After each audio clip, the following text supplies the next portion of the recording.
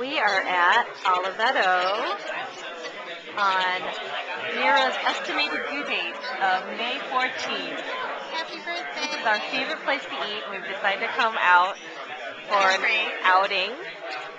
And here is Mira at her first meal at Oliveto.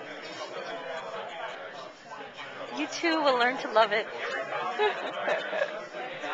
get to enjoy it at the next meeting. Yes, she will have breast milk infused with pepperoni and with a Magruder Ranch pork ragu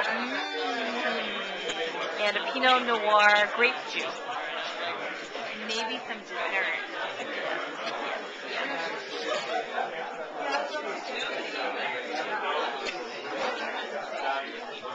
Favorite restaurant. We're in Berkeley. Gonna zoom in on the Oliveto. Oh yeah, it's the weather is very nice out. It's just like spring. Yep.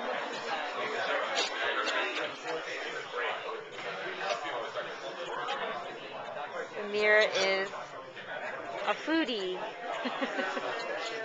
Okay, bye bye. She's a regular blogger on Channel. Okay, bye.